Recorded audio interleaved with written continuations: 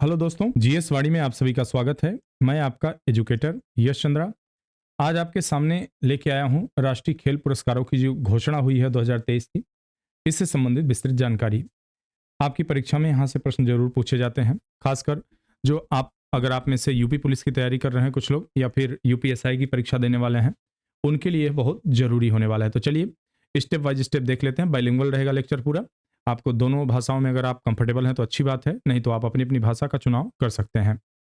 राष्ट्रीय खेल पुरस्कार की घोषणा की अगर बात करें तो आप देख सकते हैं 6 प्रकार के राष्ट्रीय पुरस्कारों की घोषणा होती है समय समय पर, जिसमें एक मेजर ध्यानचंद खेल रत्न पुरस्कार आता है, दूसरा अर्जुन पुरस्कार, तीसरा द्रोणाचार्य पुरस्कार, चौथा लाइफ टाइम अचीवमेंट के लिए ध्यानचंद पुरस्कार, उसके बाद राष्ट्रीय खेल पुरस्कार, और उसके बाद मौलाना अबुल कलाम आजाद MAK ट्रॉफी।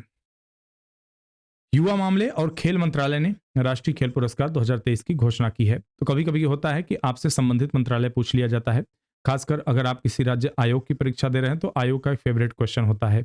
जब उसे टिपिकल बनाना होता है तो आयोग से संबंधित तो पूछ लेगा किससे मंत्रालय संबंधित है। भारत की राष्ट्रपति द्रौपदी मुर्मू जी ने 9 जनवरी 2024 को यह पुरस्कार प्रदान करेंगी। अभी घोषणा हो चुकी है, बाद में इसकी तैयारी वगैरह होती है और उससे संबंधित शॉर्टलिस्ट किया जाता है, फिर प्रतिभागियों को जो है निमंत्रण भेजा जाता है।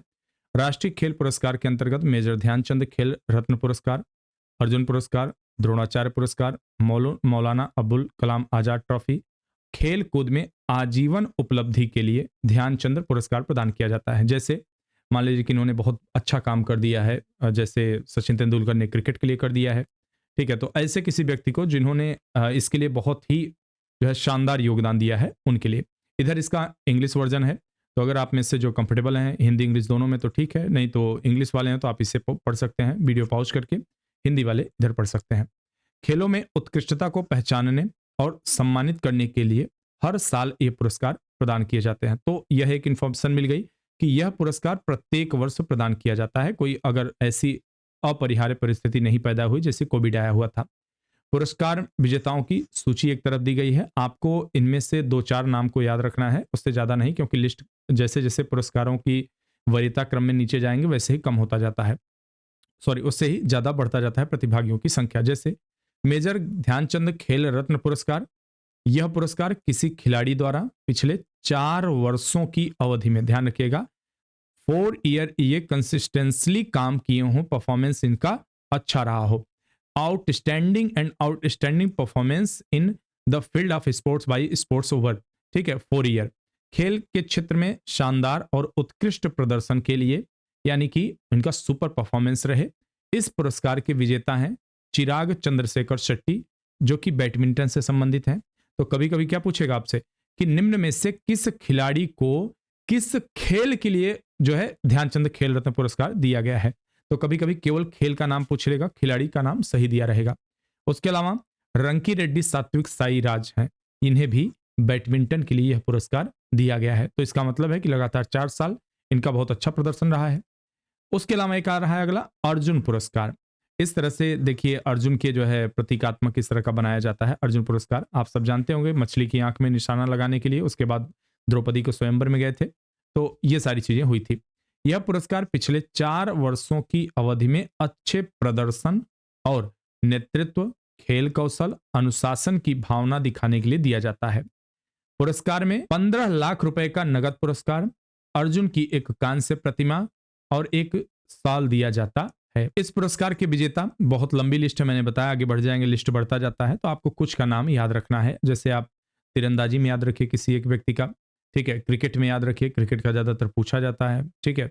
उसके अलावा हॉकी में याद रखिए 1-2 लोगों का नाम, ऐसे ही 1-2 लोगों का नाम याद रखिए, खासकर पैरा, ठीक है, अगर जब पैरा है, पैरा तीरंदाजी याद रखिए, क्योंकि ये क्या होता है ना कि असाधारण हो जाता है, कोई दिव्यांग व्यक्ति इतनी बड़ी उपलब्धि हासिल करता है, जैसे ब्लाइंड क्रिकेट की बात आ जाती है, ठीक है। क्योंकि नॉर्मल व्यक्ति, अगर कोई सामान्य व्यक्ति है, सकलांग है, यानी कि उसके शारीरिक अंग बिल्कुल सामान्य है, तो वैसी परिस्थिति में कोई खास नहीं है। लेकिन अगर कोई व्यक्ति पैरा है और विकलांग है, हैंडीकैप्ड है, जो है दिव्यांग है, तो उसकी उपलब्धि ज्यादा मायने रखती है और उसे जो है बढ़ावा दिया जाता है।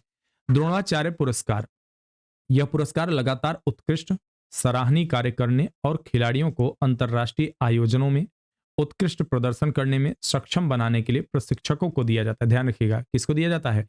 प्रशिक्षकों को दिया जाता है।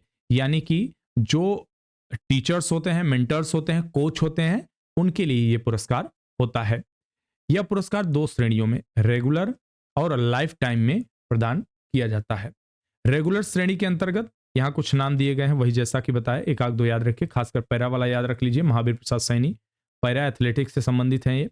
ठीक है, मलखंभ याद रखिए, ठीक है, क्योंकि मलखंभ हाल फिलहाल में चर्चा में रहा है, तो मलखंभ का याद रखिएगा, ये जरूरी है।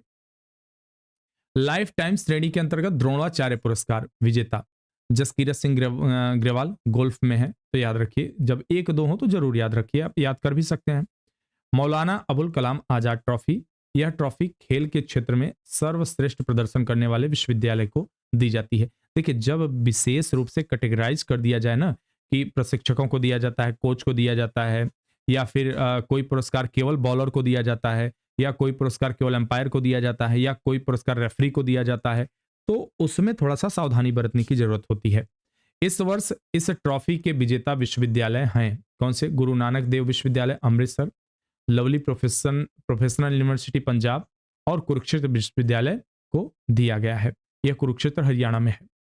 खेलकूद में आजीवन उपलब्धि के लिए ध्यानचंद पुरस्कार, यह पुरस्कार उन खिलाड़ियों को सम्मानित करने के लिए दिया जाता है जिन्होंने अपने प्रदर्शन से खेलों में योगदान दिया है, जो अपनी सेवानिवृत्ति के बाद भी खेल आयोजन को बढ़ावा देने में योगदान देना जारी रखते हैं।